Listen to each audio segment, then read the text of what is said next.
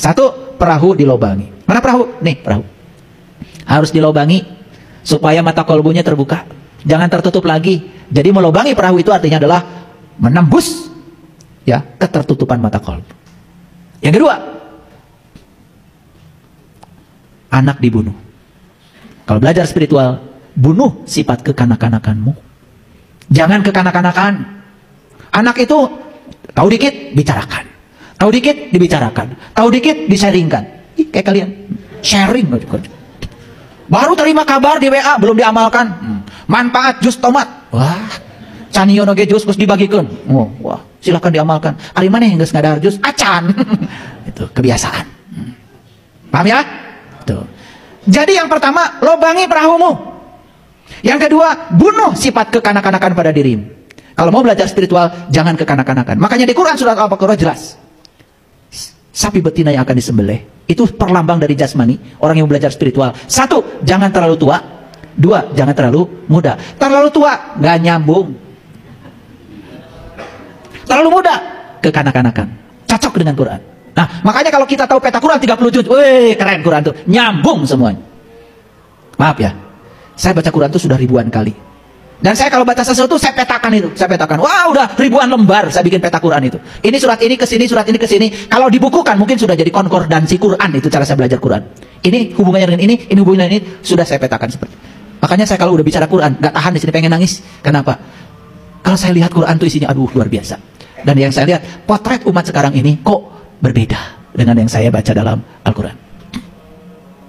Yang ketiga, dinding roboh didirikan. Bukan dinding itu yang roboh, dindingnya anak yatim. Kan di situ ada harta karun buat anak yatim. Anak yatim itu adalah jiwa kita yang tidak pernah dilahirkan.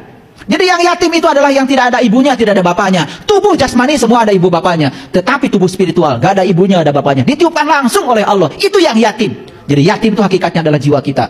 Jiwa kita itu harus ketemu harta karunnya. Harta karun jiwa kita adalah Allah.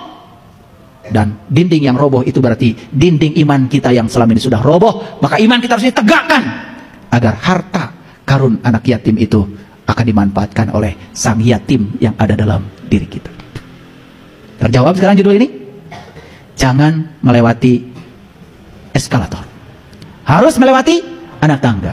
Jadi belajar spiritual perlu kesabaran, perlu waktu.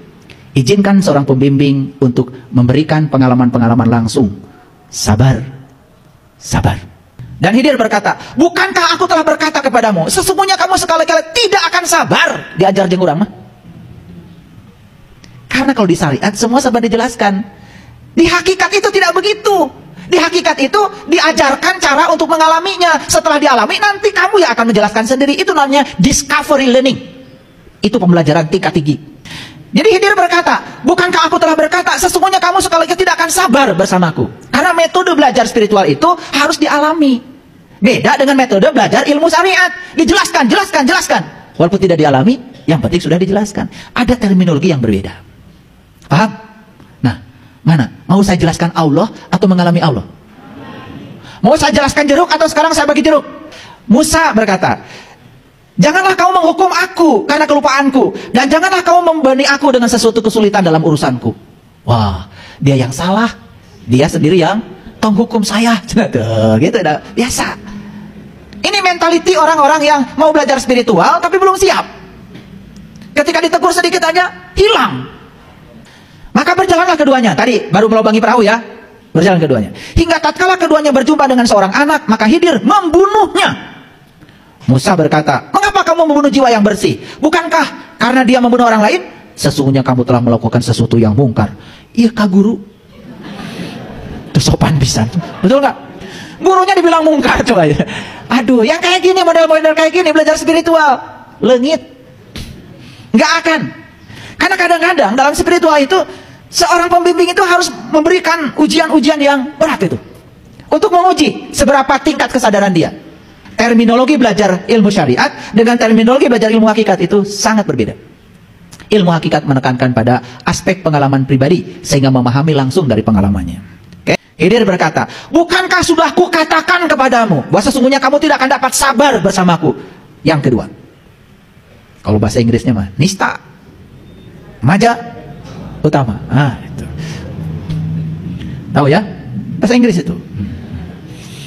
Musa berkata, jika aku bertanya kepadamu tentang sesuatu sesudah kali ini, nah, padahal sudah 2 kali, maka janganlah kamu memperbolehkan aku menyertaimu.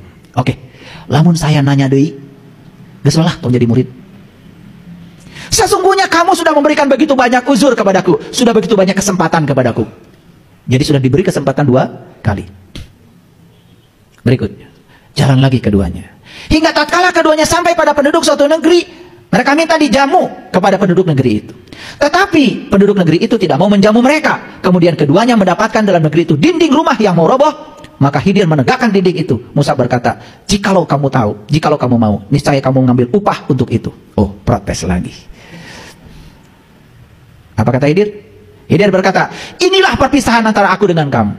Kelak akan kuberitahukan kepadamu tujuan perbuatan-perbuatan yang kamu tidak dapat sabar terhadapku. Jadi, ketika orang belum mengalami, pasti tidak sabar.